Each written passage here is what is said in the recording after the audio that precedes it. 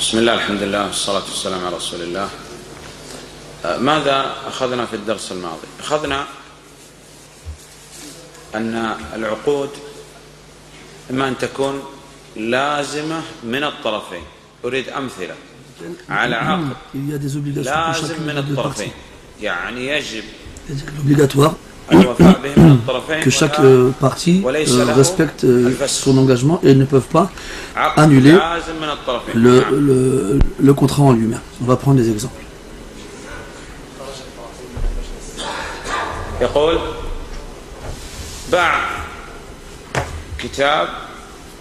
Quelqu'un il a vendu un livre, le livre qu'on a devant nous par exemple,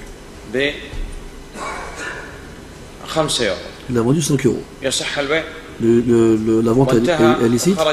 Oui, elle est licite. Et ils sont sortis, ils se sont séparés, l'acheteur et le vendeur. Mais le livre, c'est un legs, on n'a pas le droit de le vendre en fait. Donc la vente elle est illicite, elle n'est pas correcte.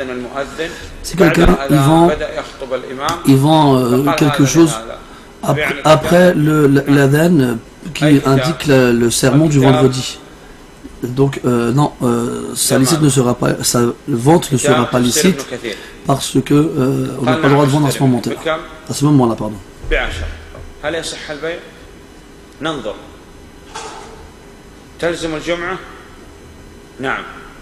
La vente ne sera pas licite à la base si la personne qui a fait la vente ou l'achat est une personne qui a l'obligation de se rendre à la prière du vendredi.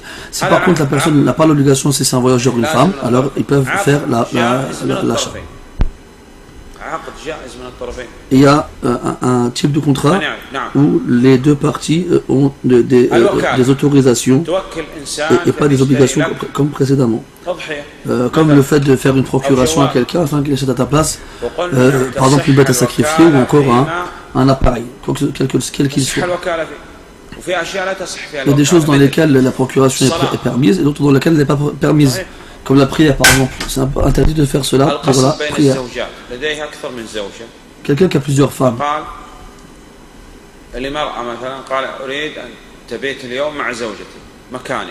Donc une femme par exemple, elle dit non.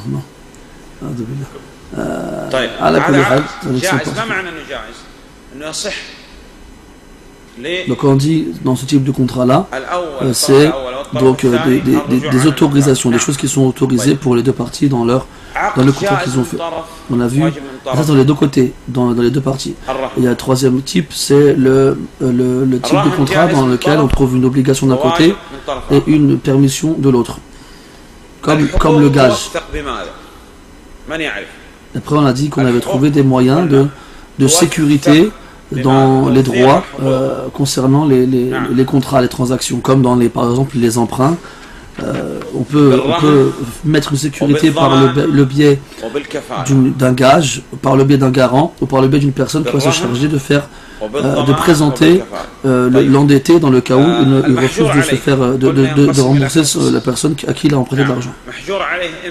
On a parlé aussi du fait d'empêcher quelqu'un de gérer son argent de gérer l'argent parce que soit il ne sait pas gérer sa propre fortune ou soit parce qu'il va mettre en difficulté les autres et leurs biens respectifs. Donc les gens comme ça, on a le droit de les empêcher de gérer l'argent après s'être plaint à l'autorité respective, l'autorité en cours, et eux ils vont prendre ces biens, ils vont gérer à sa place ce qu'ils doivent faire.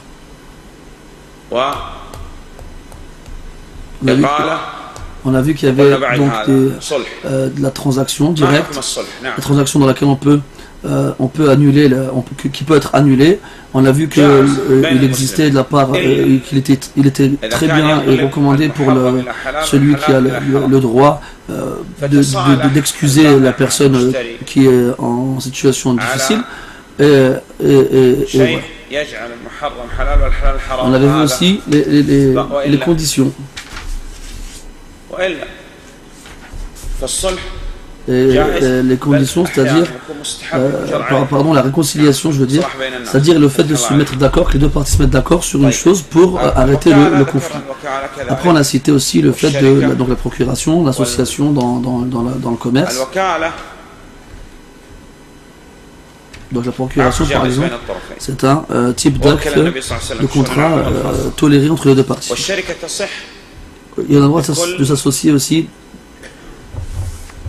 sous toutes les formes, à condition que l'injustice ne soit pas présente dans ce type d'association, ou encore la tromperie aussi.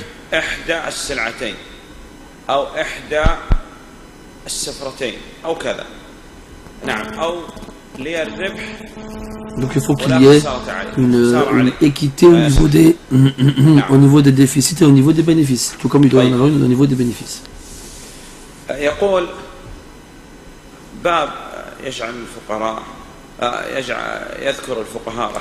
savants ils citent, qu'Allah leur fasse miséricorde, dans leur livre, un chapitre qui s'appelle le fait de revivifier les terres mortes. C'est-à-dire que c'est une terre dont personne ne s'occupe et qui n'appartient à personne. Donc il n'y a personne qui a planté quoi que ce soit. Elle appartient à personne. Elle est livrée à elle-même, entre guillemets. C'est une terre sauvage, si vous voulez. Elle n'a pas de propriétaire et personne n'y a fait rien pousser dessus. La loi d'Allah Azza wa Jal, elle veut que la terre elle soit pleine. Il y a beaucoup de textes dans lesquels on voit le mérite du fait de semer des choses dans le sol, jusqu'au jour où l'heure dernière se dressera et qu'on peut planter quelque chose dans le sol, on doit le faire. Donc le prophète il a incité les gens à ne pas laisser les terres abandonnées. Donc comment est-ce que en fait ce chapitre il a pour but de nous faire comprendre quels sont les moyens qui permettent de te rendre propriétaire d'une terre qui n'appartient à personne. Il y a des choses que tu vas faire et qui te donneront la légitimité d'être propriétaire cette terre-là, à condition bien sûr qu'elle n'ait aucun propriétaire. Le prophète sallallahu alayhi wa sallam il avait dit que tout propriétaire il a une propriété. Tout propriétaire il a une propriété et chaque propriété a des limites qui la distinguent des propriétés des autres, des voisins. C'est comme les pays clair frontières si vous voulez.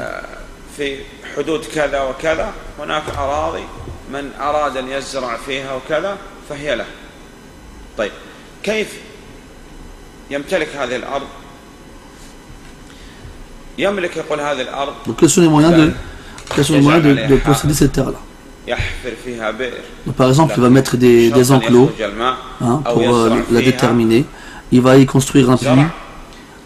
Il va l'irriguer. Il va faire en sorte que l'eau circule à travers elle. Il va s'arranger pour que les mauvaises herbes ne poussent pas exagérément et sauvagement.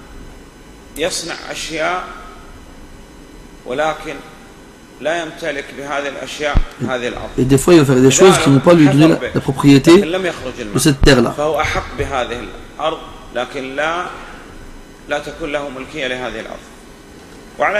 Quelqu'un qui va creuser un puits par exemple, il aura le droit de profiter de cette terre-là, mais ce n'est pas nécessaire pour qu'il en soit le propriétaire. En Arabie Saoudite, par exemple, quelqu'un qui fait ces choses-là, donc sur une terre abandonnée, il va la semer, il va mettre des murs, il va mettre un puits, après il va aller voir au tribunal. Les tribunaux vont étudier son cas. Et un comité qui va se rendre sur place pour étudier le cas. Et après, ils vont donner la décision finale, soit ils vont accepter, soit ils vont refuser.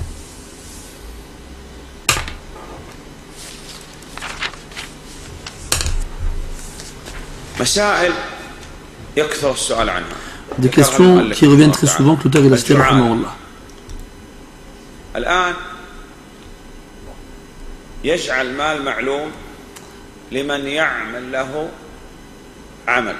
Donc là on va parler du salaire. Donc c'est par exemple c'est le fait de donner une somme déterminée à quelqu'un qui lui fait un travail déterminé aussi. Exemple, on va dire quelqu'un, si tu apprends, celui qui apprend Kitab Tawhid, et il aura telle récompense. Est-ce que c'est valide ou pas? C'est valide. Donc si l'étudiant il apprend le livre en question, il aura le cadeau. Et cette récompense, ce salaire, il peut être possible, et tout comme il peut être, il peut être déterminé, connu, tout comme il peut être inconnu. Comme là, on a dit, je donne un cadeau. D'accord? Je n'ai pas cité c'est quoi le cadeau. Parce qu'ici, ce chapitre-là, il est plus large que le chapitre du commerce. On n'a pas le droit de se mettre de vendre ou d'acheter une chose inconnue. Mais là, dans le don ou dans l'échange, comme c'est le cas ici, eh bien, c'est plus large.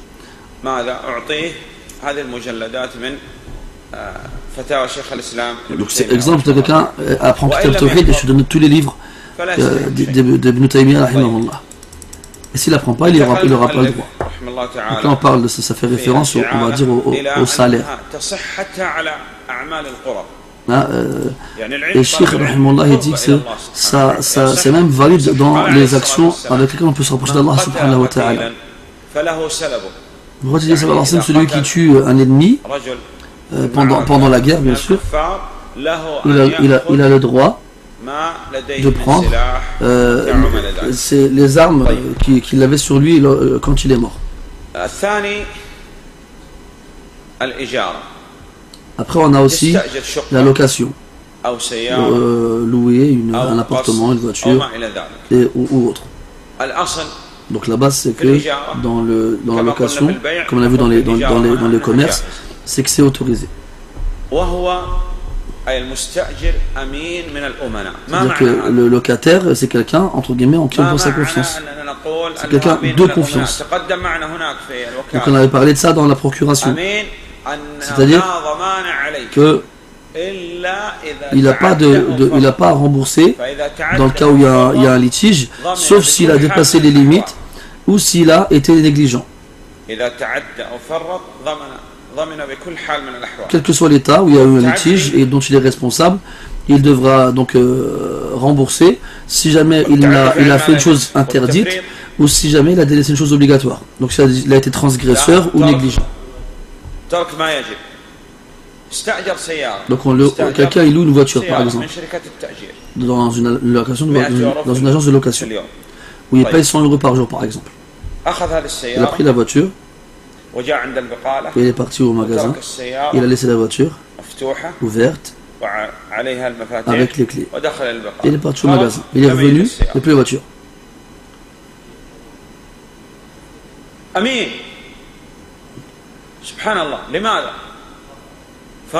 Donc là, est-ce qu'il doit rembourser ou pas? Oui, il doit rembourser parce qu'il a été négligent. Il prend la même, il a loué une voiture. Il y a mis dedans des poids très lourds, 20 tonnes.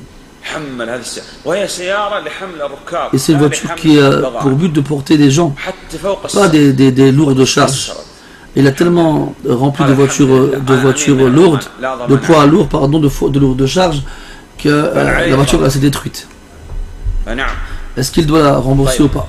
Oui, parce qu'il a transgressé, s'il a fait une chose qu'il n'avait pas le droit de faire, il n'a pas le droit d'agir ainsi envers la voiture qu'il a. Quelqu'un va louer un appartement en tant qu'appartement pour sa famille. Et ensuite, il va s'en servir pour en faire ce qu'il a voulu faire. Donc il vient avec sa famille et ses enfants et il y vit. Il n'y a pas de problème. Ça c'est une location correcte. Après quelques jours,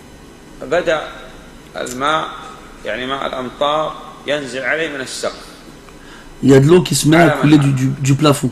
C'est qui doit se charger de ça? Ça c'est le propriétaire qui doit réparer cette fuite. Et si dans un autre cas, les enfants du locataire ils se mettent à détruire le parquet, c'est à qui doit rembourser? C'est le locataire. Est-ce que le locataire il a le droit de louer ce qu'il loue? La base, non. Il n'a pas le droit de faire ça. À moins que le propriétaire lui autorise cela dans le contrat de location.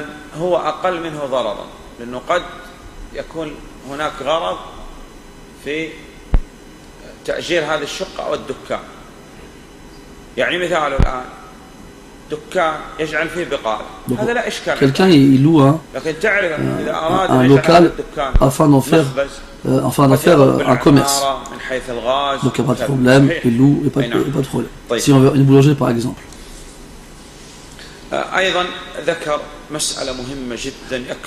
L'auteur aussi, là c'était une chose très importante dans laquelle on pose beaucoup de questions. Ce sont les objets trouvés. Facilite-toi la vie et sache et fais comme l'auteur il a cité rahimahullah. Donc les objets trouvés c'est toute chose qu'on trouve dehors et ça se divise en trois catégories. Premièrement, ce qui n'a pas beaucoup de valeur. Et ça revient aux us et aux coutumes. Donc si chez la majorité des gens, c'est une chose qui n'a pas de valeur, alors ce sera, ça revient à la majorité des gens. Et quand on dit la majorité des gens, c'est-à-dire les gens classiques, les gens normaux. Ni dépensiers, ni avares. Chez certaines personnes, les choses insignifiantes ont beaucoup de valeur à leurs yeux. Donc il ne faut pas voir les gens qui sont très avares, il faut voir les gens entre guillemets normaux. Donc si la chose trouvée n'a pas beaucoup de valeur,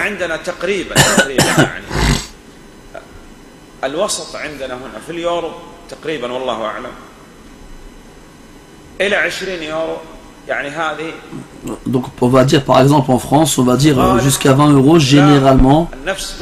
C'est pas quelque chose qui va être considéré comme une grande somme chez les gens.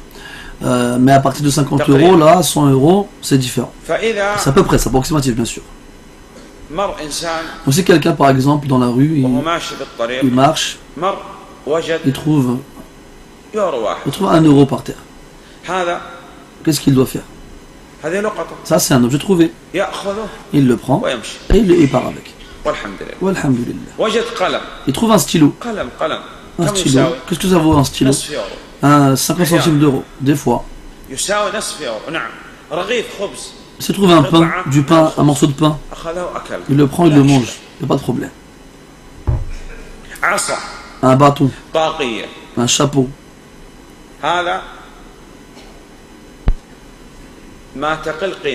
Ça fait partie des choses qui n'ont pas de valeur, qui n'en ont pas beaucoup. Chez la plupart des gens.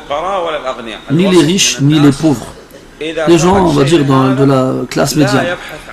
S'ils perdent ce genre de choses, généralement, ils ne les recherchent même pas, parce que ce pas des choses qui ont beaucoup de valeur chez eux.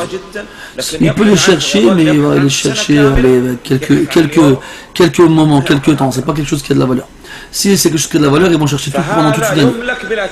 Ce genre de choses-là, on peut les récupérer, elles nous appartiennent, sans qu'on ait besoin de savoir à qui ils appartiennent.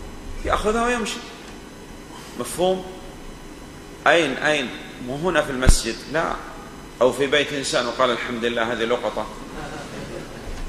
لا في مكان dans un endroit par exemple نعرف إنه هذا الشيء ليس له مالك où on sait que la chose elle appartient à personne وأجد 1 € أخذه وأضعه في جيبي لا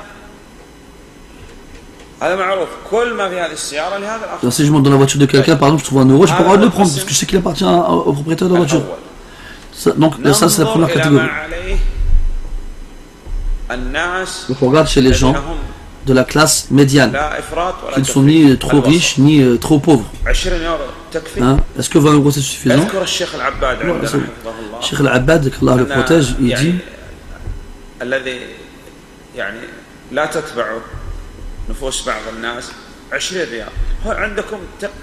que chez eux en Arabie, c'est 20 rials, c'est pas quelque chose qui a beaucoup d'importance chez eux.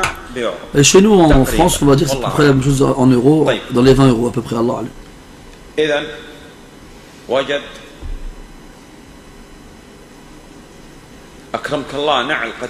Quelqu'un trouve une vieille paire de chaussures, qu'est-ce qu'il fait avec? C'est un objet trouvé, et ça n'a pas de valeur, et il peut le prendre sans avoir à chercher à qui il appartient. Quelqu'un trouve un verre d'eau, il le prend, il n'y a pas de problème. Une aiguille, il le prend, il n'y a pas de problème.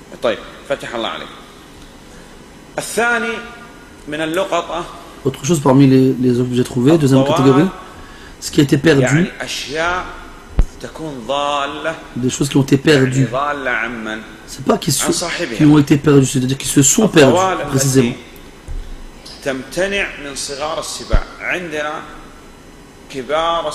Donc là, on a deux catégories dans les fauves, les grands et les petits.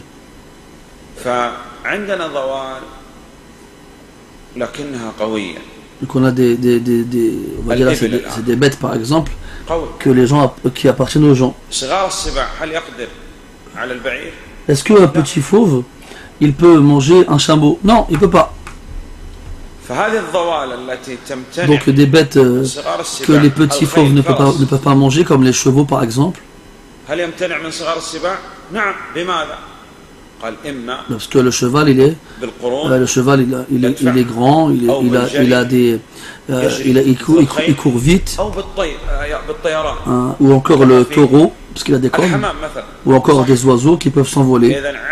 Donc il y a certains types de bêtes, quand elles sont perdues, que les petits fauves ne peuvent pas manger ou attaquer, comme les chameaux, comme les chevaux, comme les taureaux, et ainsi de suite. Donc quand ici on parle de ces choses-là qui se sont perdues, qui ne retrouvent plus leur propriétaire. Là on parle bien sûr d'animaux généralement. Par exemple, on sort de cette ville-là, par exemple, vers une autre ville. Donc tu es en chemin, tu trouves une vache, toute seule, dans la rue. Est-ce qu'elle est perdue? On regarde. Est-ce que cet endroit-là, on y trouve des gens, on y trouve des pâturages. Donc on voit que oui. Donc on va se dire que c'est pas un endroit que on sait très bien que pour faire paître les bêtes de ce genre-là, on va à l'extérieur. Donc tous les éléments sont présents pour indiquer qu'elle n'est pas perdue. On la laisse. Maintenant, si on la trouve dans un endroit où il n'y a rien de tout ça, on comprend qu'elle est perdue. Qu'est-ce qu'on en fait? Donc les bêtes de ce genre-là qui se perdent, qui ne trouvent plus leur propriétaire, que les petits fauves ne peuvent pas manger, qu'est-ce qu'on en fait? On la laisse. Tu l'as trouvé. Tu as trouvé un chameau par exemple, dans un endroit où il est très probable qu'elle se soit perdue. Si c'est le genre de bête que les petits fauves ne peuvent pas chasser ou manger, eh bien on ne la prend pas, on la laisse. Il est possible que ce chameau, après plusieurs jours, il retrouve son propriétaire et il ne sera plus perdu. C'est comme aujourd'hui, on arrive à apprivoiser, à domestiquer des oiseaux, malgré le fait qu'ils partent loin dans les airs, et ben, à la fin ils reviennent chez leur propriétaire.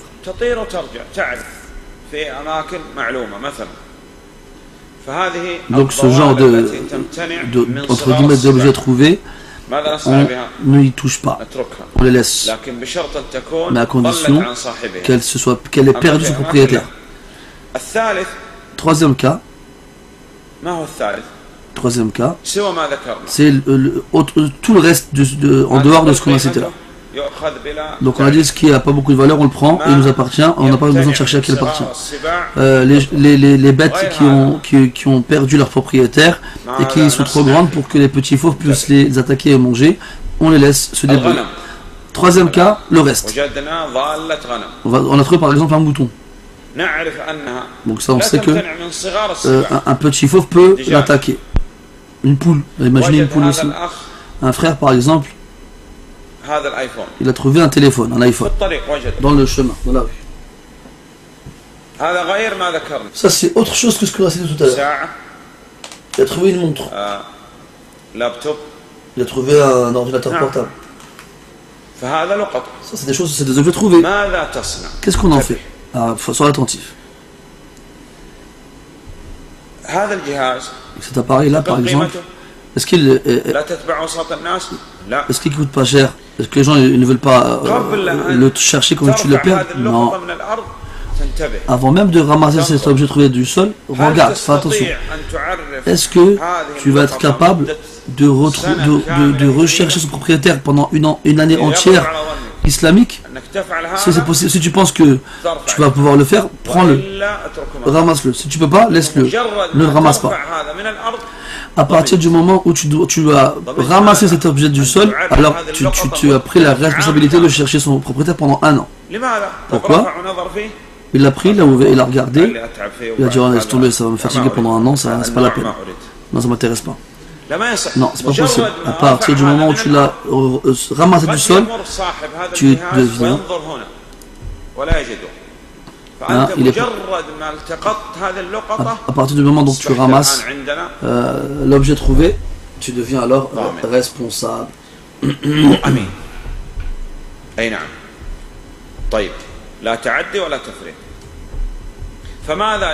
Qu'est-ce qu'il doit faire alors? Donc il a ramassé l'objet trouvé qui n'est pas de valeur minime ou qui ne fait pas partie des bêtes que les petits fauves peuvent chasser. Ils ne peuvent pas chasser, pardon. Donc pendant 1 an, il doit rechercher son propriétaire. Où ça?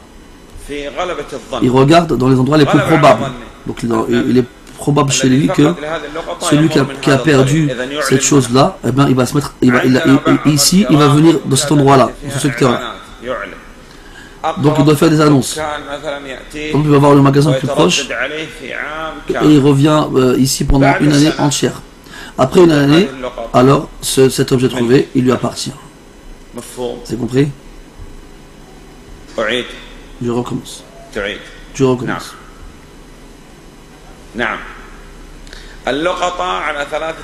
L'objet trouvé se divise en 3 catégories. Celui qui n'a pas beaucoup de valeur et qui n'est pas recherché par la classe médiane des gens, comme le stylo ou une bague.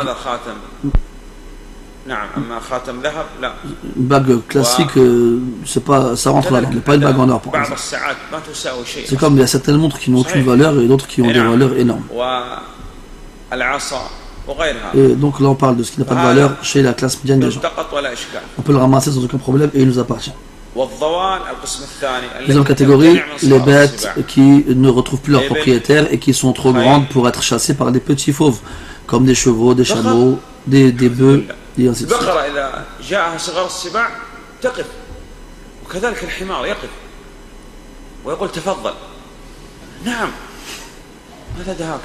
Donc les bœufs,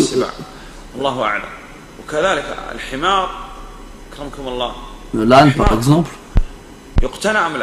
est-ce qu'on le ramasse? Hein, le petit fauve, il ne peut rien faire contre l'âne. Donc c'est des choses qu'on laisse, on n'y touche pas. Les oiseaux.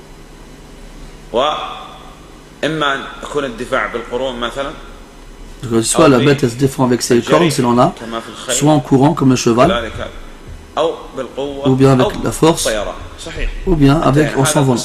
Donc ça on le laisse, on ne touche pas. Il n'y a pas de problème dans ce cas-là. Le problème c'est dans le troisième cas généralement.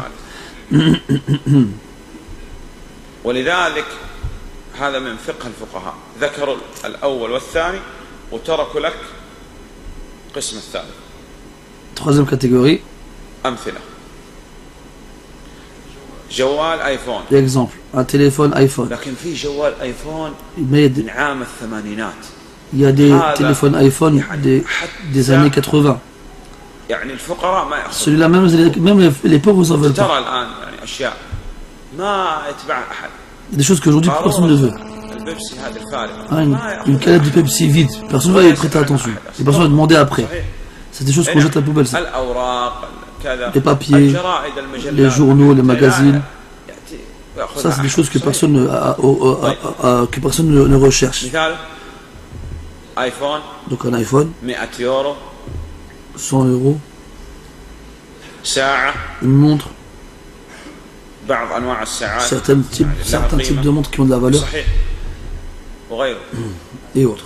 Un téléphone, un ordinateur, un iPad.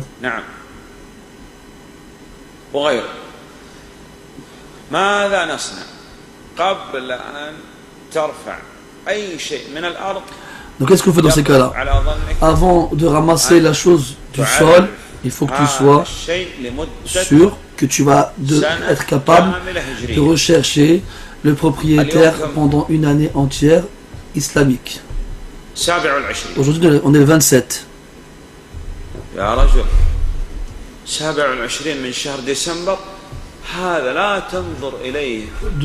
quel mois? On est le mois du décembre. Au mois de décembre, on ne regarde pas ça dans les choses en rapport avec la charia. Donc là, on ne prend pas en compte les autres calendriers dans tout ce qui a un rapport avec la loi d'Allah Azza wa Jal. Donc quel jour on est dans l'année? On est au mois de Safar, le 25e jour du mois de Safar, en 1435, de l'année de l'Égypte du prophète sallallahu alayhi wa sallam.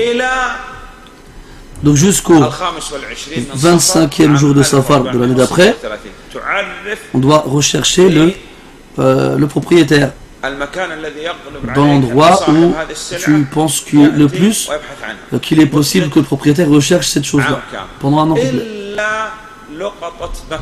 Sauf les objets trouvés de la Mecque. Qu'est-ce que tu en fais? Tu la prends pour le ramener au bureau d'objets trouvés, et eux ils vont se charger de chercher le propriétaire. Quoi d'autre? Voilà un mouton qui s'est perdu dans un endroit où il est très probable que si on la prend pas, elle va mourir ou bien elle va se faire manger par un loup. Elle est soit pour toi, soit pour ton frère, soit pour le loup. Tu la prends et tu recherches son propriétaire pendant un an. Comment c'est qu'elle est perdue? Il est très probable que si tu la prends pas et que tu la protèges pas, elle va mourir ou bien elle va se faire manger par un loup ou peu importe ton frère. Quelqu'un d'autre va le prendre et va venir à ta place et va le prendre à ta place.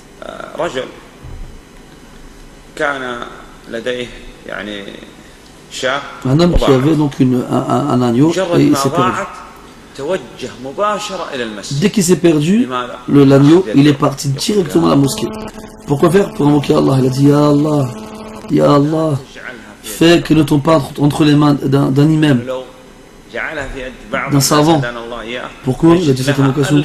Je dis parce que si c'est un savant qui la trouve, il va trouver 1000 moyens de s'autoriser de la prendre. Alors si c'est quelqu'un de la masse, il va la prendre. Bon, c'est une histoire entre guillemets drôle, c'est pas, ça n'a pas de rapport avec le chapitre. Donc on a des choses qui ont de la valeur, qui n'en ont pas, des choses qu'on ramasse, qu'on ne ramasse pas, des choses dont on recherche le propriétaire et d'autres qu'on ne recherche pas.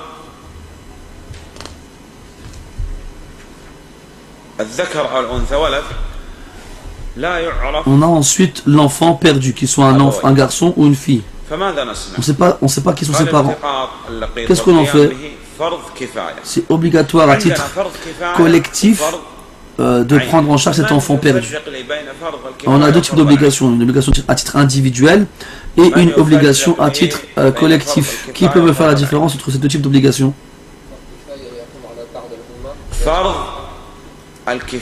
L'obligation à titre collectif, c'est celle que lorsqu'elle est accomplie par une partie, n'est plus obligatoire pour les autres.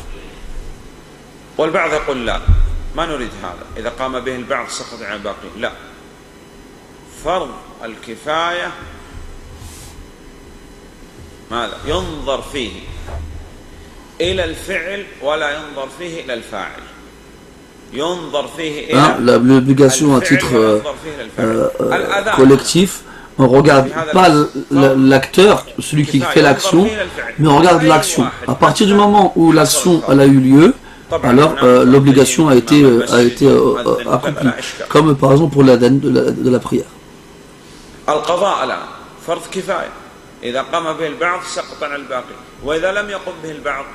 C'est comme par exemple le jugement. Si personne ne fait le jugement, est-ce que si quelqu'un le fait, c'est tout obligatoire pour le faire? Est-ce qu'on va dire que s'il n'y a personne qui fait le jugement, alors tout le monde a un péché? Non, parce qu'il faut être compétent pour faire le jugement. Donc ce qui signifie que celui qui est compétent pour le faire et qui ne fait pas, lui, il est dans le péché. Mais les autres, non. Comme pour le cas de la mort du prophète sallallahu alayhi wa sallam, où Abu Bakr s'est levé et il a pris l'initiative de parler aux gens. Donc lorsqu'il l'a fait, eh bien, ce n'est plus obligation pour les autres. parce qu'il était compétent pour le faire.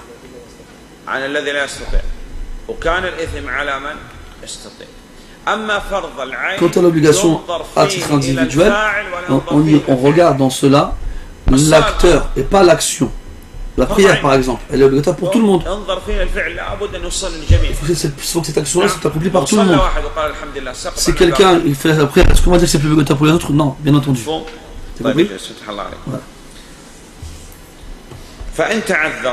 Donc si c'est impossible de trouver quelqu'un pour de s'occuper de cet enfant, qui a été perdu, dont on ne connaît pas les parents, qu'est-ce qu'on fait? Eh bien, ce sera l'autorité qui devra il prendre la charge et il prendra l'argent des musulmans, c'est-à-dire les aumônes qui sont récoltés, qui sont perçus, et il en prendra pour s'occuper d'eux.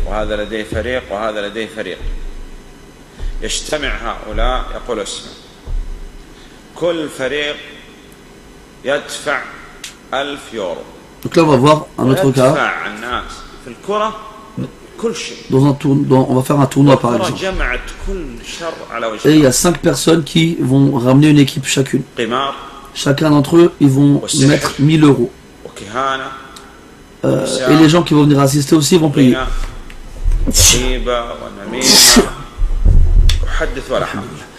Excusez-moi. Donc, en sachant que le football, par exemple, est un sport dans lequel tous les maux se sont réunis.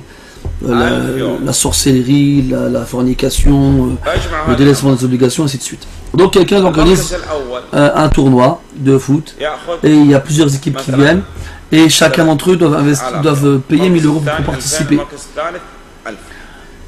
Donc l'organisateur, il va prendre cet argent-là pour lui. Est-ce que c'est autorisé ou pas?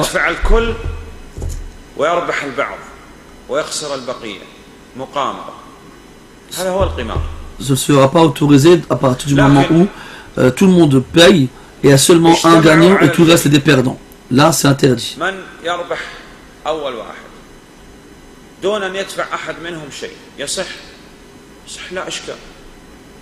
C'est par contre on fait une course à pied dans laquelle il n'y a pas de participation à faire en tant que concurrent et qu'il y a une récompense pour le gagnant, il n'y a pas de problème, Inch'Allah, c'est pas intéressant.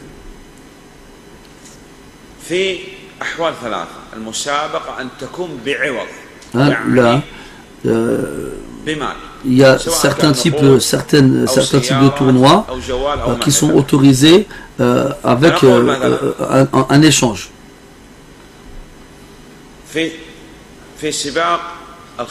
Par exemple, dans les courses de chevaux,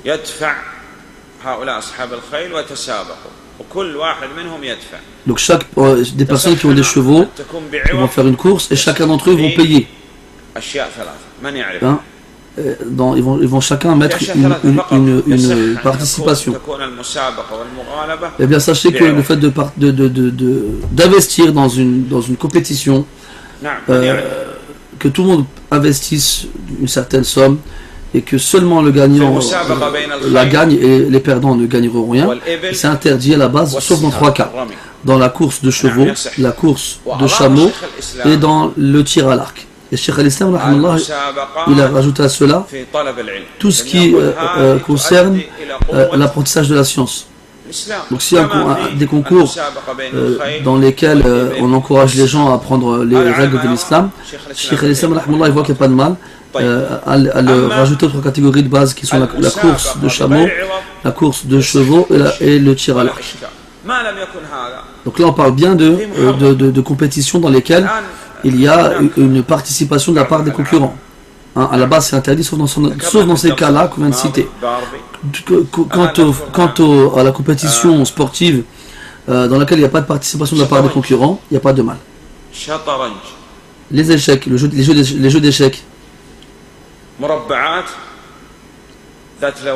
Donc vous savez tous c'est quoi les jeux d'échecs, où il y a un roi, il y a le fou, il y a les pions, il y a le cavalier, ainsi de suite. On y joue. C'est des choses qui existent, ça. C'est quoi le jugement du fait de te jouer aux échecs.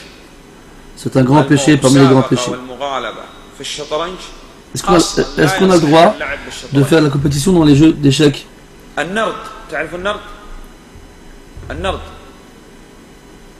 n'a même pas le droit de jouer à la base aux échecs, comment on pourrait faire une compétition dans ça?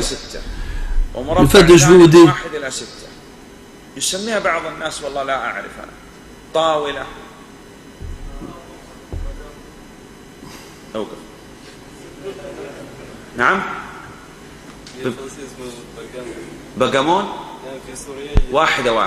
Donc là on parle du jeu backgammon.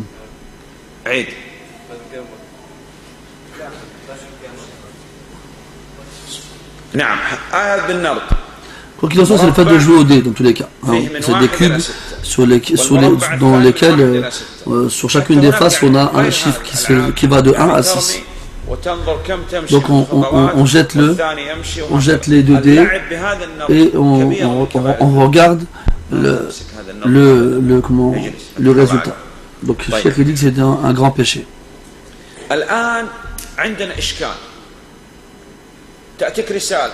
On a un problème par exemple. On reçoit un message dans son téléphone dans lequel on voit que tu peux participer à un concours.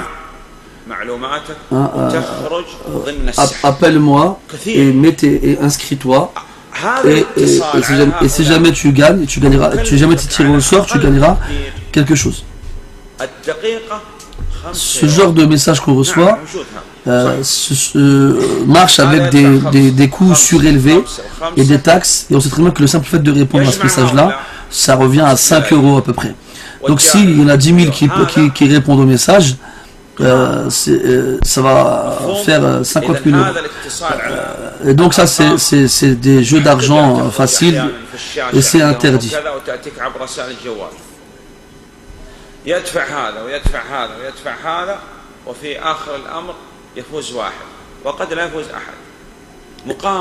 dans ce genre de cas, donc tout le monde paye, tout le monde investit, et à la fin il y en a qu'un qui gagne et les autres ils perdent. Et ça c'est interdit.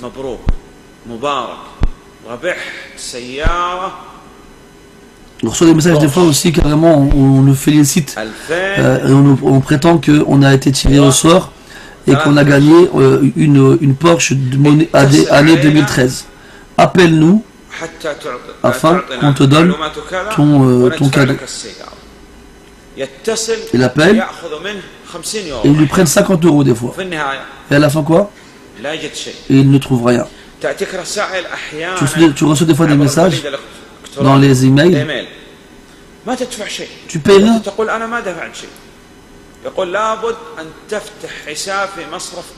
Ils te disent que tu dois obligatoirement ouvrir un compte dans telle banque. Et pour t'inscrire, pour ouvrir un compte là-bas, il faut mettre 500 € par exemple.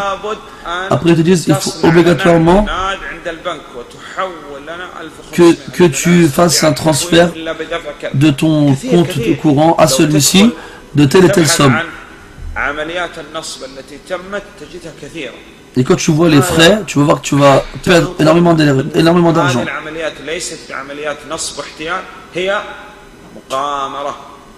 Et bien ça rentre aussi dans le même cas de jeu interdit.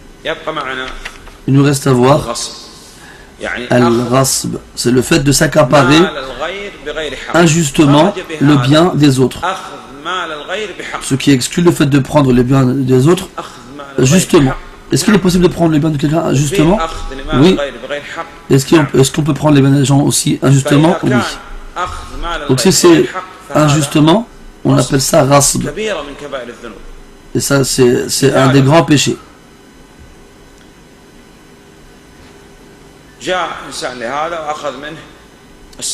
Et donc quelqu'un vient et il lui prend sa voiture ou bien sa terre ou bien son téléphone. On regarde pourquoi est-ce qu'il l'a pris. Pourquoi tu as fait ça? C'est-à-dire j'ai pas de raison, c'est comme ça que c'est tout. Ça c'est un grand péché et il a l'obligation de rendre ce qu'il a pris.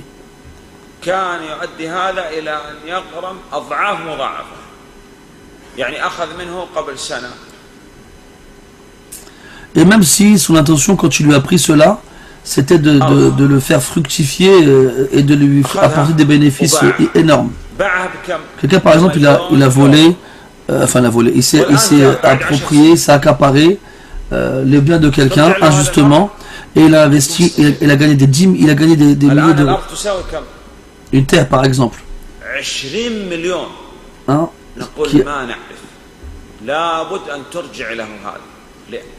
cette terre-là a gagné, elle valait 10 000 euros à la base, et lui il se l'a accaparé injustement, et au bout de 10 ans par exemple, la terre elle a pris elle a pris de la valeur. Et bien au bout de nombreuses années, on arrive à remettre la main sur lui, eh bien il devra rendre le bien à son propriétaire, même si il n'a plus la même valeur et une valeur supérieure. Quelqu'un il a pris l'iPhone de quelqu'un injustement, et après 10 ans il a fait tauba. Hein, il vient, il ramène à son propriétaire le téléphone après 10 ans. Après 10 ans, cet iPhone-là, il ne vaut plus rien. Donc le propriétaire, il n'en veut plus. Qu'est-ce qu'il doit faire alors? Il doit lui donner la valeur de l'iPhone à son époque. À son époque. Donc, à l'époque où il l'a volé. Si à l'époque où il l'a pris, il se l'a accaparé, ça valait 1000 euros, et bien doit lui donner 1000 euros au moment où il vient le revoir.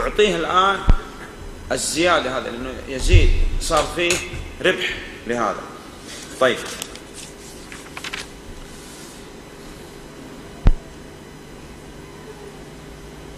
يقول أخذ من إنسان آيفون غصب وظلم.